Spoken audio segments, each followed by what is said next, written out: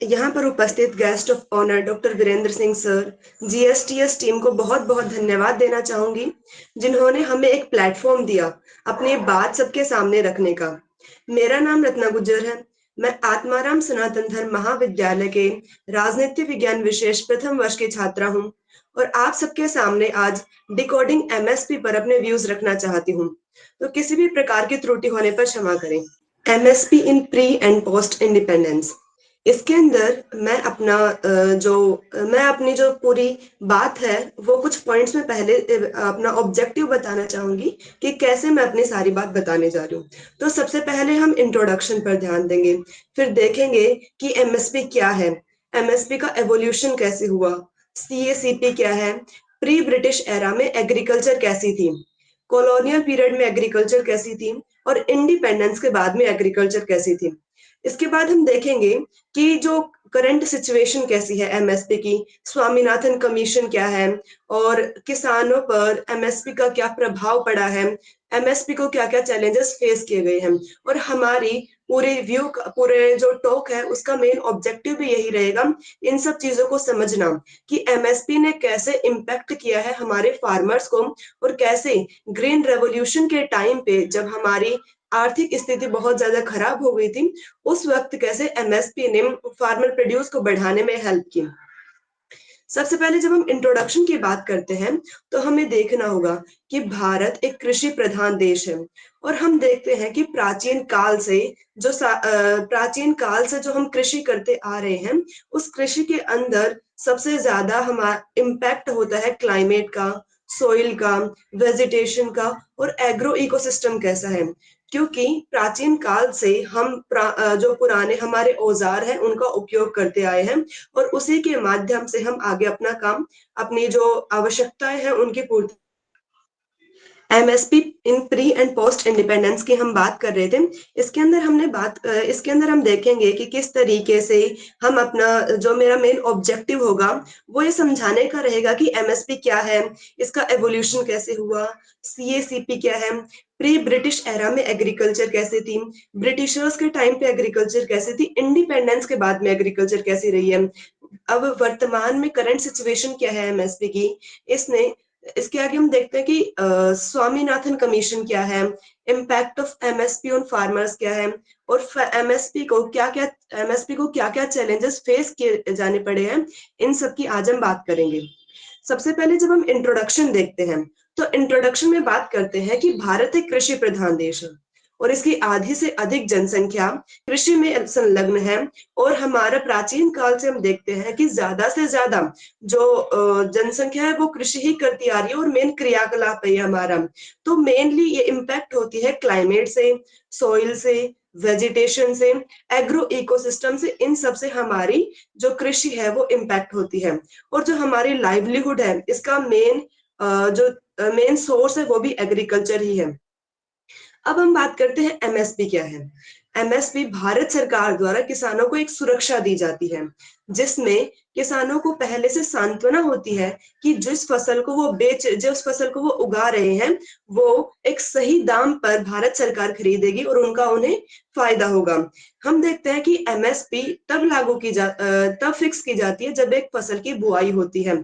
फसल की बुआई से लेकर कटाई तक अगर कोई प्राइस कम हो जाता है तो उस प्राइस को अगर प्राइस कम हो जाता है तो भारत सरकार उन्हें पहले जो फसल बुआई के समय पर जो प्राइस था उस पर उनसे सामान खरीदेगी।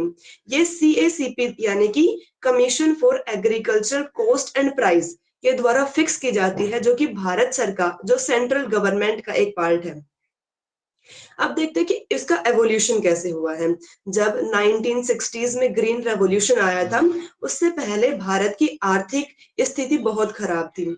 हमारी जो मुख्य आवश्यकताएं हैं उन आवश्यकताओं की पूर्ति नहीं हो पा रही थी। तो उन आवश्यकताओं की पूर्ति करने के लिए देश में ग्रीन रेवोल्यूशन आई और ग्रीन रेवोल्यूशन के बाद एमएसपी आई, क्योंकि एमएसपी किसानों को सुरक्षा प्रदान करती है। और वो सुरक्षा तब प्रदान की जाती है, वो सुरक्षा अगर किसानों को प्रदान है तो उन्हें ये भरोसा रहेगा कि जो वो उत्पादन कर रहे हैं वो उत्पादन का उन्हें सही फायदा होगा। और उस वक्त जब देश की हालत खराब थी, जब हम अपनी आवश्यकताओं, जो बेसिक नेसेसिटीज है उनकी पूर्ति नहीं कर पा रहे थे, उस वक्त एमएसपी ने बहुत बड़ा योगदान दिया। हम देखते हैं कि एग्रीकल्चर प्राइस कमीशन रिपोर्ट जो 1965 में आई थी, उसके बाद एमएसपी का एवोल्यूशन हुआ, उसके बाद एमएसपी एग्जिस्टेंस में आई। जो चैलेंजेस किसान पहले से फेस कर रहे थे, उन चैलेंजेस से फाइट करने के लिए, उनसे एक निवारण निकालने के लिए एमएसपी लाया गया था। अब है सीएसीपी क्या है? सीएसीपी अभी हमने देखा कि commission for agricultural cost and price है, जिसे पहले एपीसी यानी कि एग्रीकल्चर प्राइस कमीशन भी कहा जाता था, जो कि 1965 में एग्जिस्टेंस में आया था।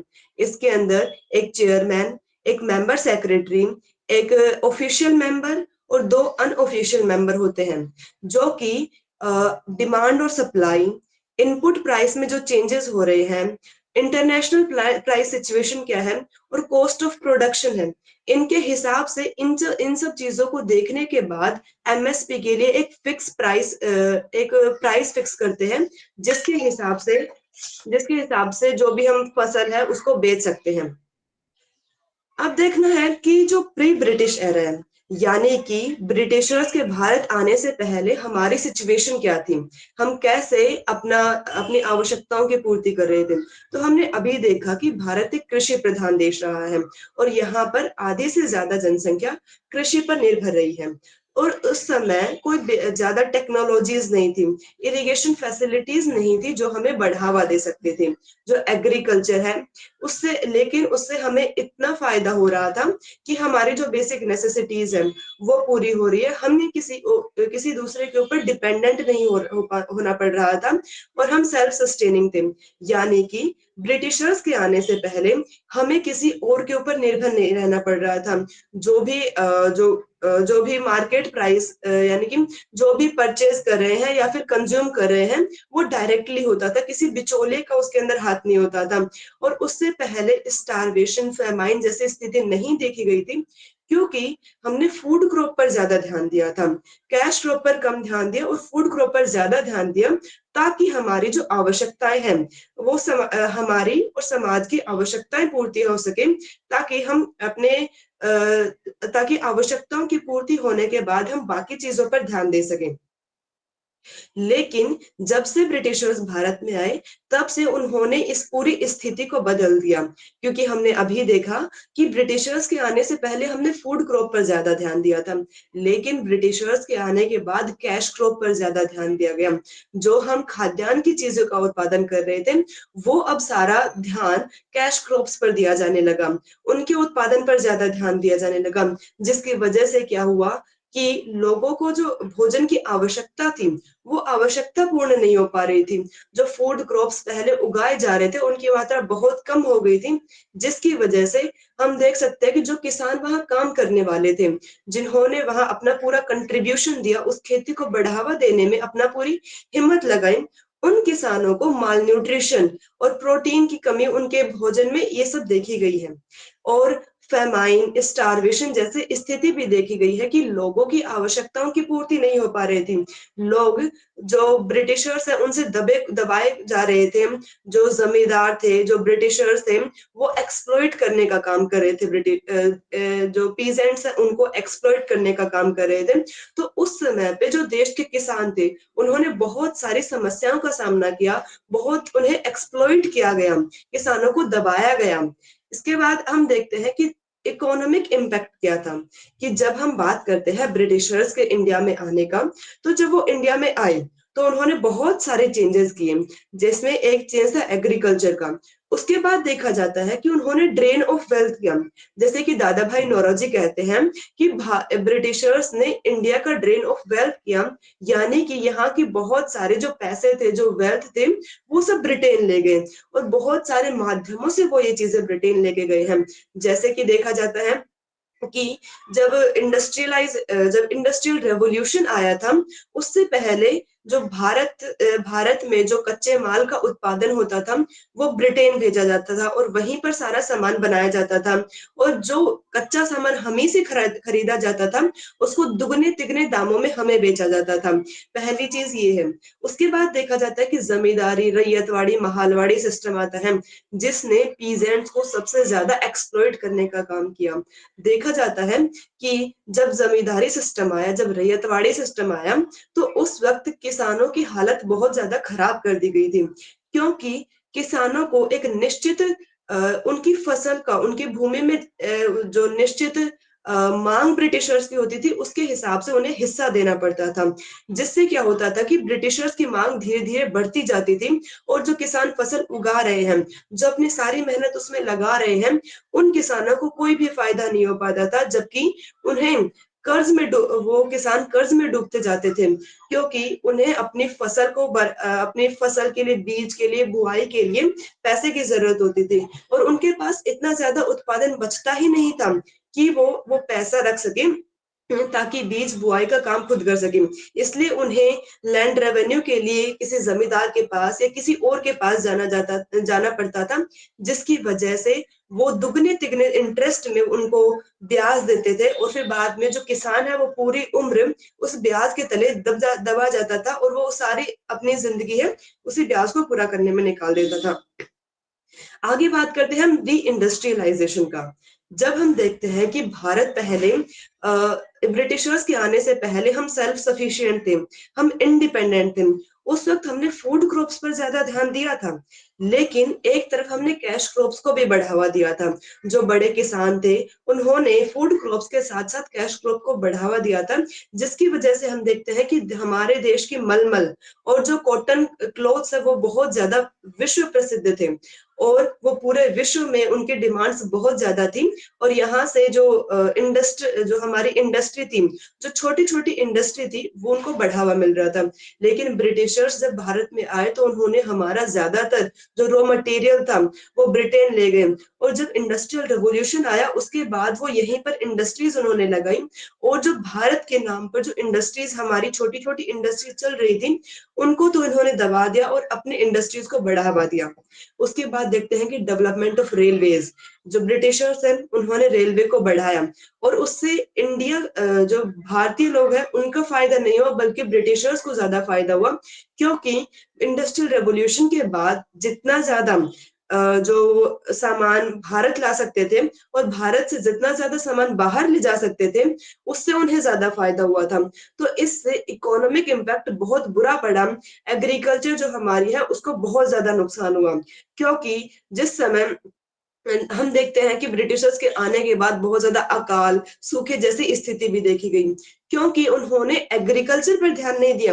उन्होंने ध्यान दिया सिर्फ अपनी आवश्यकताओं की पूर्ति करने पर, अपने आप को बढ़ाने पर उन्होंने ध्यान दिया। और फिर देखा जाता है कि लैंडलेस जो लेबर है उनका बहुत ज्यादा ग्रोथ हुआ, क्योंकि जब एक किसान बहुत ज्यादा कर्ज लेता है तो उसके पास उस कर्ज को पूरा करने के लिए इतना पैसा नहीं हो पाता था, और जो जमींदार है उस कर्ज के बदले किसानों की जमीन ले लेते थे, और जो किसान जिन किसानों को वो खेत होते थे उन्हें अपने ही खेतों में मजदूरी करनी पड़ती थी। इसके बाद हम देखते हैं कि ब्रिटिशर्स और इंडियन जो इंडस्ट्रीज हैं उनके अंदर क्या गैप था। जब 1750 की हम बात करते हैं तो इंडियन इंडस्ट्रीज बहुत ज्यादा थी, जैसे कि हम देख सकते हैं 31, और ब्रिटेन की इंडस्ट्रीज 2 थी। लेकिन जैसे जैसे ब्रिटिशर्स का दबदबा भारत में बढ़ा, वैसे वैसे इंडियन इंडस्ट्रीज तो कम होने लगी, और जो ब्रिटिश इंडस्ट्रीज थी वो धीरे धीरे बढ़ने लगी और एक ऊंचाई तक पहुंच गई, और हमारे इंडस्ट्रीज बहुत ज्यादा दबी कुचली, यानी कि उनकी हालत बहुत ज्यादा खराब हो गई थी, और इकोनॉमिक रूप से हम डिस्ट्रॉय हो चुके थे, हम एकदम खत्म हो चुके थे ब्रिटिशर्स के टाइम पे। दूसरा हम देखते हैं जमींदारी और लैंड रेवेन्यू सिस्टम क्या है। जमींदारी सिस्टम के तहत हम देखते हैं कि जो जमींदार है वो किसानों को दबाने का काम करते हैं।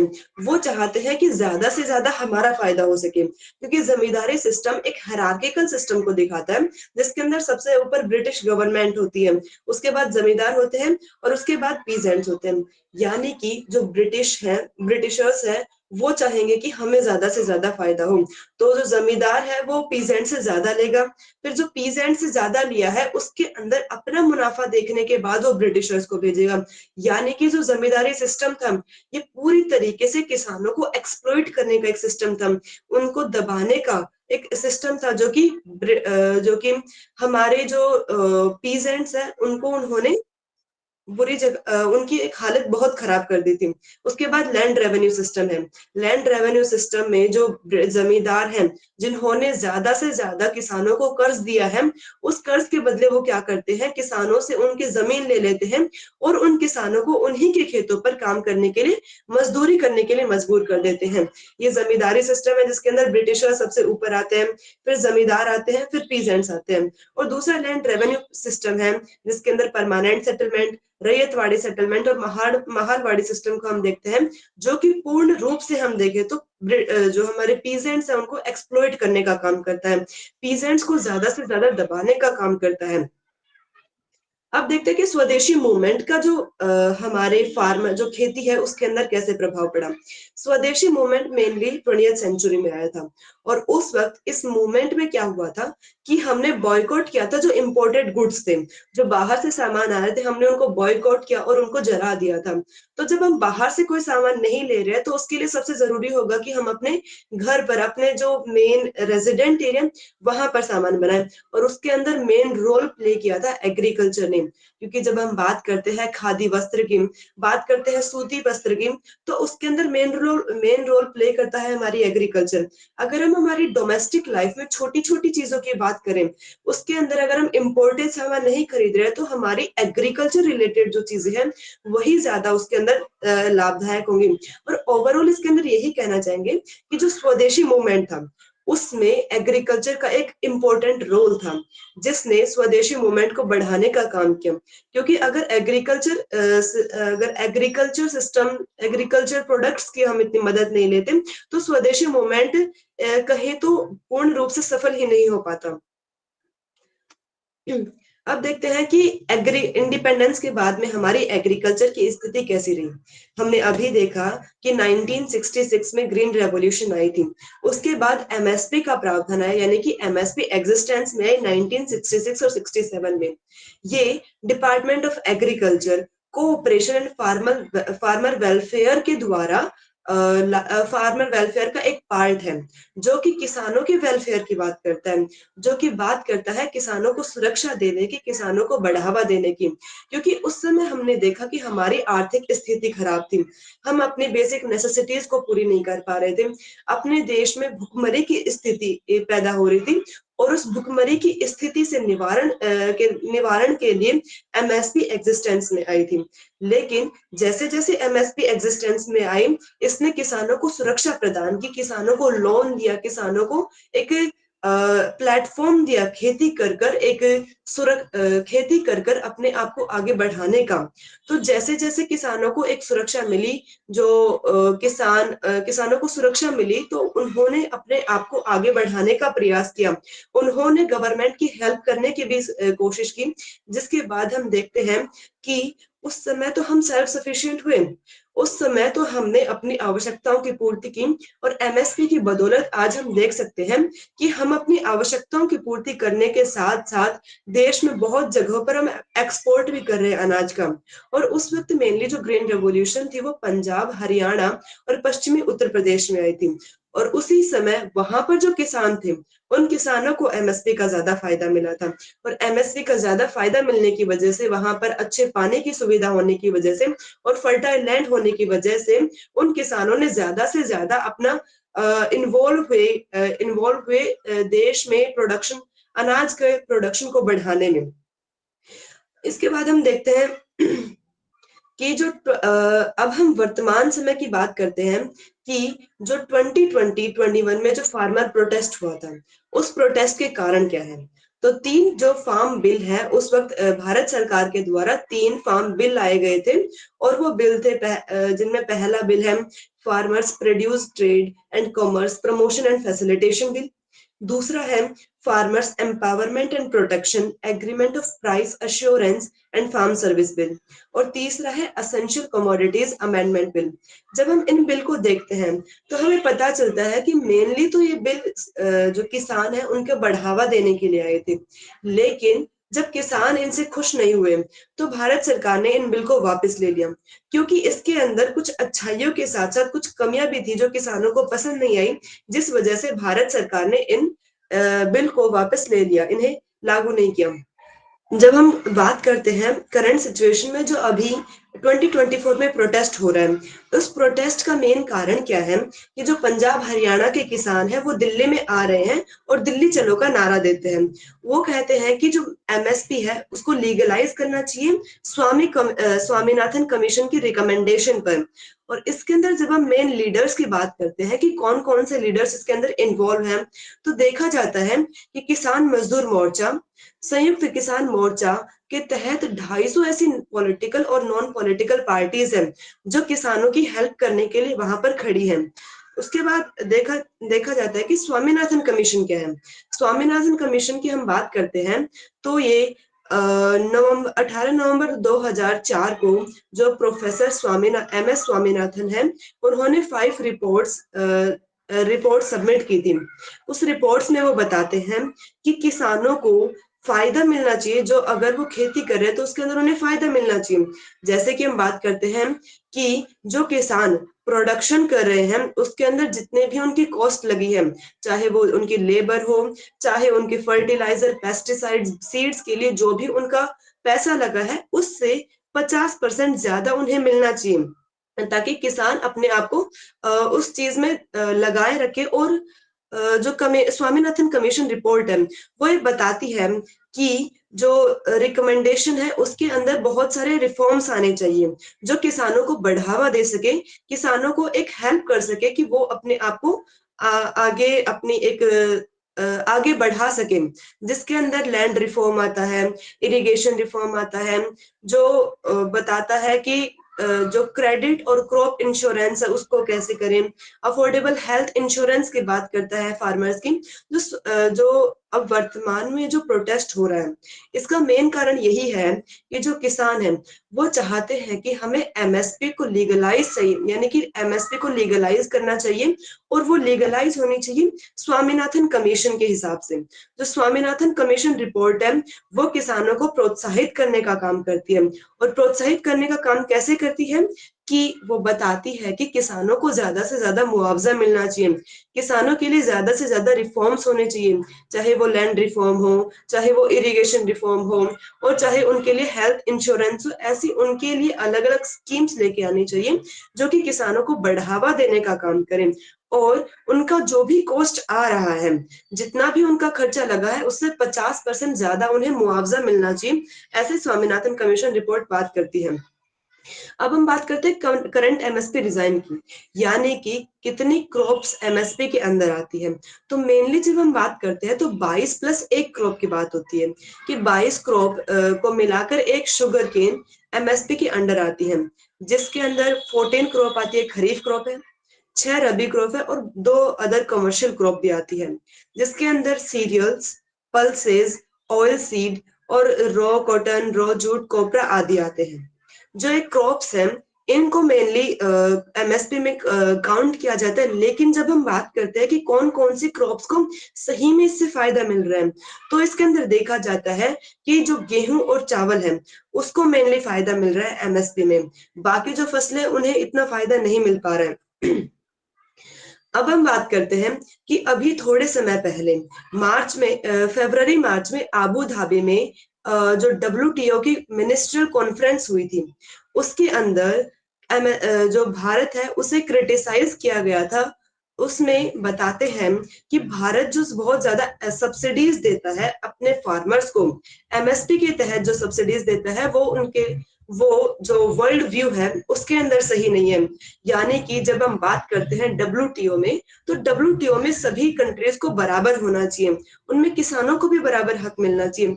लेकिन जब इंडिया अलग से सब्सिडीज दे रहा है, अलग से एमएसपी दे रहा है, तो वर्ल्ड ट्रेड ऑर्गेनाइजेशन पर क्रिटिसाइज किया गया। इंडिया जो मीटिंग हुई थी उसके अंदर इंडिया को क्रिटिसाइज भी किया गया। लेकिन हमारे पीएम और जो कृषि मंत्री हैं पीयूष गोयल और प्राइम मिनिस्टर ने इस सिचुएशन को हैंडल किया। अब देखते हैं कि जो इंडिपेंडेंस से पहले और इंडिपेंडेंस के बाद में भारत की सिचुएशन कैसी रही, 75 वर्षों के अंदर क्या क्या चेंजेस हुए। इसके बाद बात आती है कि एमएसपी का फार्मर्स पर क्या इम्पैक्ट हो रहा है, यानी कि एमएसपी क्या फार्मर्स को बढ़ावा दे रही है या फिर उन पर क्या इम्पैक्ट हो रहा है और किस तरीके से इम्पैक्ट हो रहा है, उसकी अब हम बात करते हैं। तो एमएसपी इनकम स्टेबिलिटी की बात करता है, यानी कि किसानों को स्टेबिलिटी मिल रही है कि अगर कोई किसान कोई फसल उगा रहा है तो उसके अंदर उन्हें पहले से गारंटी मिली हुई है कि आप इस फसल का उत्पादन कर रहे हो तो सरकार आपको इस आपसे इस गारंटी पर आपकी फसल खरीदेगी और इतनी आपको जो प्राइस है उस इतनी प्राइस आपको दी जाएगी ताकि जो एमएस ताकि जो फार्मर्स है उनको बढ़ावा मिल सके, जो उनकी इनकम है वो स्टेबल रह सके। दूसरी बात आती है प्राइस सपोर्ट की। जो एमएसपी है वो प्राइस सपोर्ट की बात करते हैं, यानी कि एमएसपी किसानों के लिए सेफ्टी नेट है, वो उनको सिक्योरिटी प्रदान कर रहा है, वो ध्यान देता है कि जो किसान है उनसे जो सामान खरीदा जा रहा है वो फेयर प्राइस पर खरीदा जा रहा है या नहीं, इन सबको वो सिक्योर करता है। उसके बाद हम देखते हैं कि इंसेंटिव फॉर प्रोडक्शन, यानी कि प्रोडक्शन को बढ़ावा देता है, क्योंकि देखा जाता है कि जब किसी भी इंसान को एक सिक्योरिटी मिली हुई है पहले से कि आप ये काम कर रहे हैं इसके अंदर आप सिक्योर हो, तो वो सही है कि वो उस प्रोडक्शन को बढ़ावा देगा, यानी कि अगर किसी व्यक्ति को किसी चीज में सुरक्षा मिली है तो वो उसे बढ़ावा देने में पूर्ण रूप से सहयोग करेगा। और जो एमएसपी है वो किसानों को आसानी से लोन देने में भी मदद करती है। जो कोई भी बैंक है वो एमएसपी के तहत किसानों को इजीली फाइनेंशियल हेल्प करता है। उन्हें अगर लोन की जरूरत है तो वो सिक्योर लोन भी उन्हें प्रदान करता है। और एमएसपी जब से आई है तब से फार्मर्स में पॉवर्टी कम हुई है, क्योंकि इसने मेन फोकस किया है जो प्रोडक्शन हो रहा है उसको सिक्योर करने के लिए। तो जब इन्हें सिक्योरिटी मिल रही है तो ज्यादा से ज्यादा प्रोडक्शन होगा, और ज्यादा से ज्यादा अगर प्रोडक्शन होगा तो उसके अंदर क्या होगा कि पॉवर्टी कम होगी, क्योंकि प्रोडक्शन ज्यादा हो रहा है तो फाइनेंशियली उन्हें हेल्प भी हो रही है कि जितना प्रोडक्शन हो रहा है उतना उन्हें फायदा भी मिल रहा है, तो ये पॉवर्टी को कम करने में भी हेल्प करता है। ओवरऑल अगर हम देखते हैं कि एमएसपी बहुत बड़ा रोल प्ले करता है फार्मर्स को एक पॉवर्टी लाइन से बाहर निकालने में, उनको एक सिक्योरिटी प्रदान करता है कि जो रूरल डेवलपमेंट है उसे भी बढ़ावा देने की कोशिश करता है और जो एग्रीकल्चर सस्टेनेबिलिटी को भी बढ़ाता है। अब देखते हैं कि जो एमएसपी है वो किन किन चैलेंजेस को फेस कर रही है, क्या क्या प्रॉब्लम्स आ रही है एमएसपी के सामने। तो हम इनके बारे में बात करते हैं कि जो एमएसपी है वो सभी क्रॉप्स पर नहीं दी जाती। अभी हमने बात करी थी कि एमएसपी सिर्फ वेट और जो राइस है उसी के ऊपर दी जाती है, यानी कि जो बाकी फसल है उनको दी ही नहीं जाती है।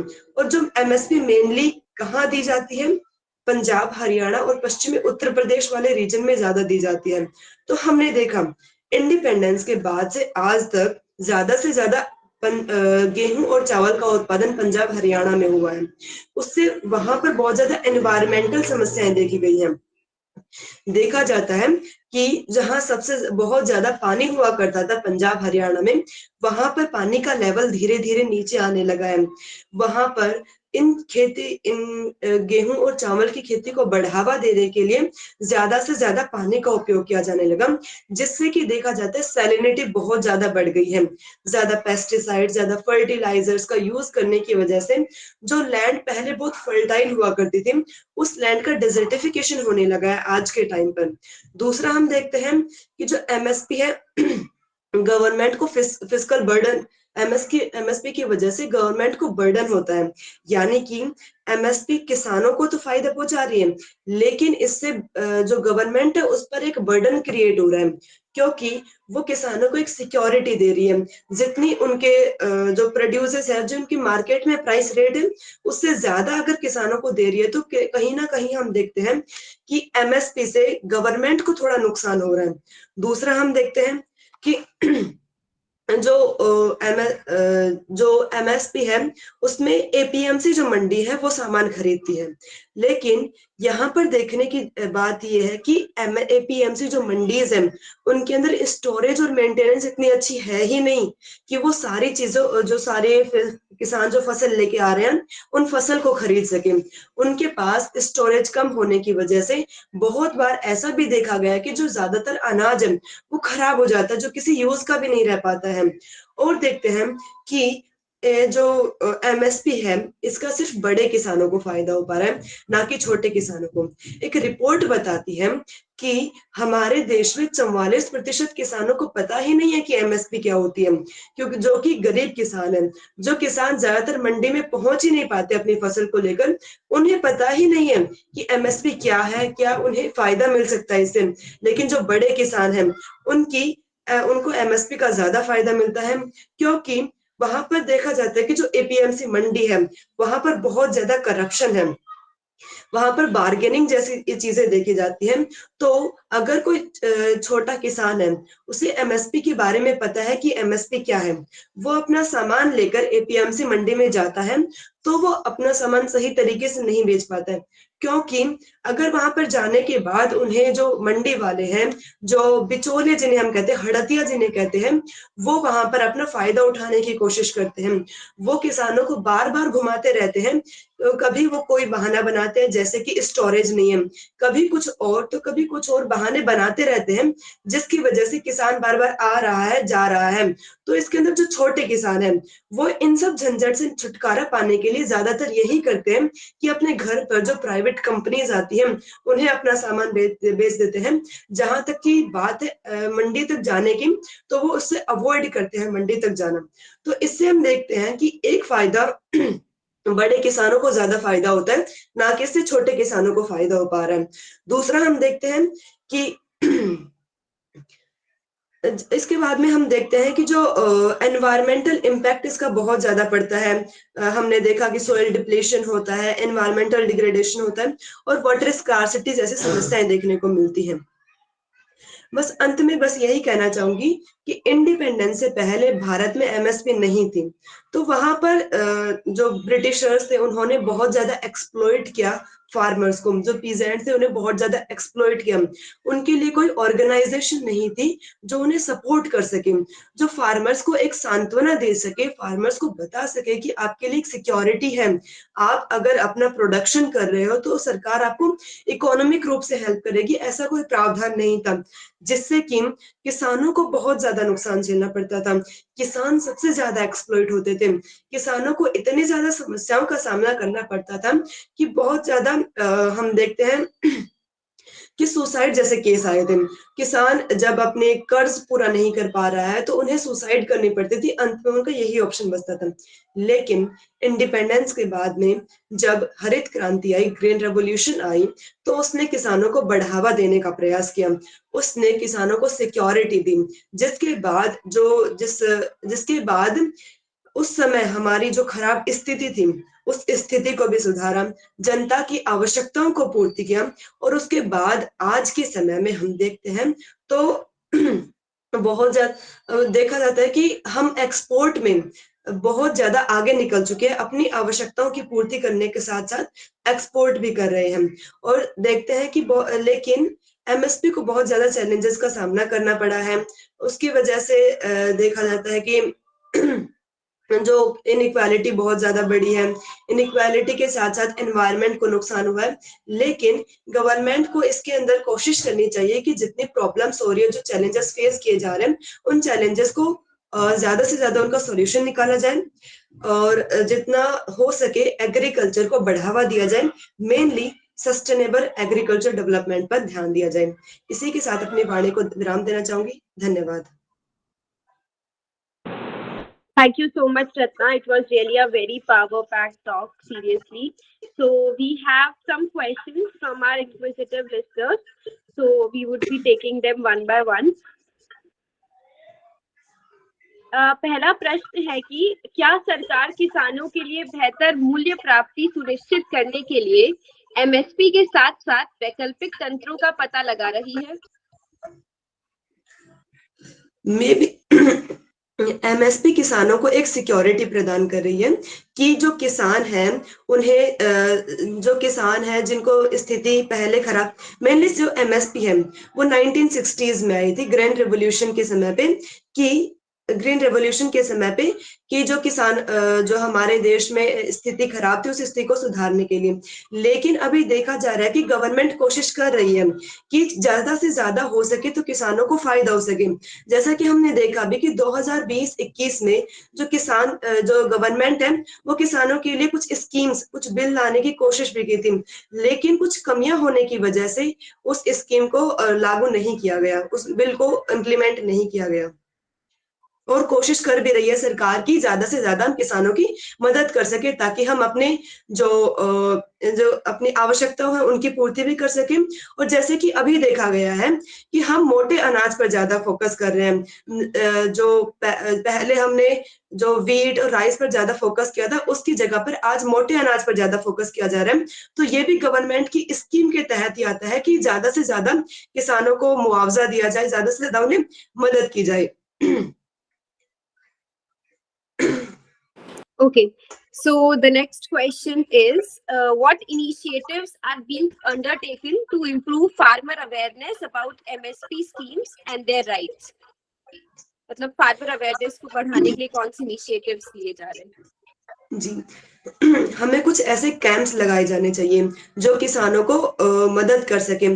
जैसे कि हम देखते हैं कि जो छोटे-छोटे गांव हैं, उन गांव से थोड़ी ही दूर के कृषि विज्ञान केंद्र होते हैं।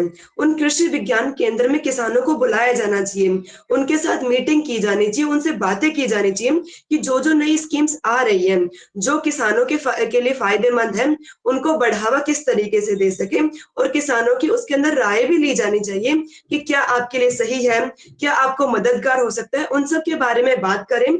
और जो ये सारी बातें होती हैं वो गवर्नमेंट तक किसी न किसी मीडियम के थ्रू पहुँचाई जानी चाहिए ताकि किसानों को इन सब के बारे में पता चल सके और ऐसे कैंप्स लगाए जाने चाहिए। और आज हम देखते हैं कि सोशल मीडिया का ट्रेंड बहुत ज़्यादा है, तो सोशल मीडिया के माध्यम से भी हम इन सब चीज़ों को बढ़ावा दे सकते हैं।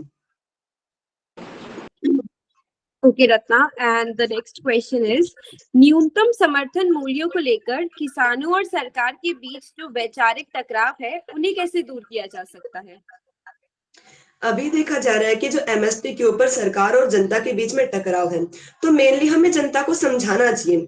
यहाँ पर जो एमएसपी का टकराव है, पंजाब हरियाणा के किसान मेनली यहाँ पर खड़े हैं, तो उन्हें समझाना चाहिए कि इससे आपको नुकसान क्या हो रहा है। इससे कुछ किसानों को फायदा हो सकता है, लेकिन जो उनकी लैंड है, जो इन्वायरमेंट है, जो वाटर है, उसको बहुत ज्यादा नुकसान हो रहा है।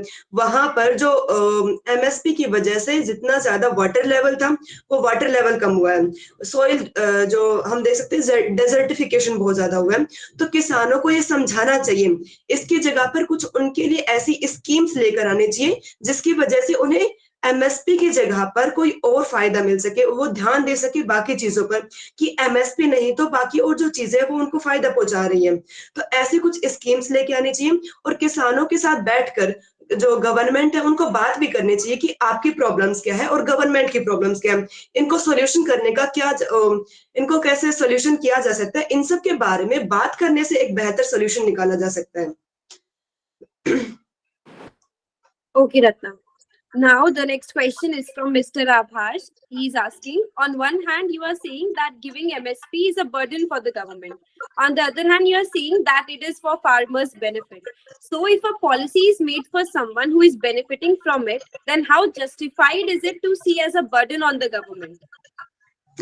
देखिए, जो एमएसपी है उसके अंदर बात करते हैं कि जो एमएसपी को लीगलाइज की जब हम बात करते हैं तो यहाँ पर देखा जाता है कि किसान इससे किसानों को तो फायदा हो सकता है, लेकिन गवर्नमेंट को बहुत सारी इकोनॉमिक रूप से समस्याओं का सामना करना पड़ सकता है। क्योंकि जब हम बात करते हैं, पूरा डेटा जब हम कवर करते हैं और उसका एक कंक्लूजन निकालते हैं, तो देखा जाता है कि जो किसानों की डिमांड्स हैं, उन डिमांड्स को मिलाकर जो एक इकोनॉमिक रूप से जो पूरा कंक्लूजन निकलता है, वो देखा जाता है कि बहुत ज्यादा पैसे गवर्नमेंट को खर्च करने पड़ेंगे किसानों के इन डिमांड्स को पूरा करने के लिए। और जब हम बात करते हैं कि एमएसपी मदद कर रही है किसानों को आगे बढ़ने में, तो हम देखते हैं कि कुछ ऐसी स्कीम और हो सकती है जो किसानों को भी मदद कर सके और गवर्नमेंट के लिए भी अफोर्डेबल हो। तो कुछ अगर कोई चीज है जो हमारे लिए उपयोगी है, लेकिन जब हम उसे अफोर्ड ही नहीं कर सकते हैं, तो वो देश के लिए तो नुकसानदायक हो सकती है। अगर वो अफोर्डेबल ही नहीं है अच्छे तरीके से, तो वो किसानों के लिए सिर्फ फायदेमंद है। और अब किसान भी एक देश का पार्ट है, तो किसानों के सिर्फ वो बढ़ावा देने के लिए फायदेमंद थी उसको।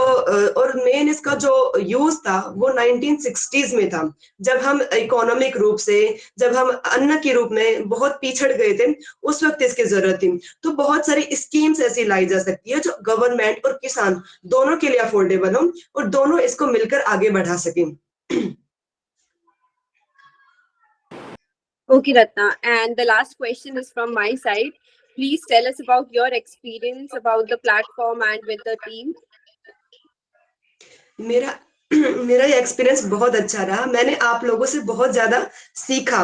जैसे कि आप लोगों को मैं बहुत बहुत धन्यवाद करना चाहूंगी ये प्लेटफॉर्म देने के लिए, जहां पर हम अपनी बात रख सके। जो हम सोचते हैं उसका हम सही तरीके से प्लेटफॉर्म नहीं मिल पाता है, वो प्लेटफॉर्म देने के लिए मेरा एक्सपीरियंस बहुत अच्छा रहा। आप लोग बहुत हेल्पफुल हैं। जब मुझे कोई भी प्रॉब्लम आई तो आपने मेरी बहुत हेल्प की। मैं आपको लोगों की इसके लिए फिर से बहुत बहुत धन्यवाद देना चाहूंगी कि आप लोग हमेशा हेल्पफुल होते हैं।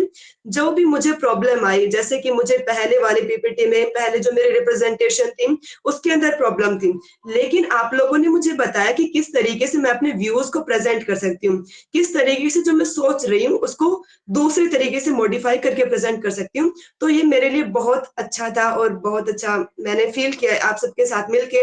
और थैंक यू सो मच इसके लिए।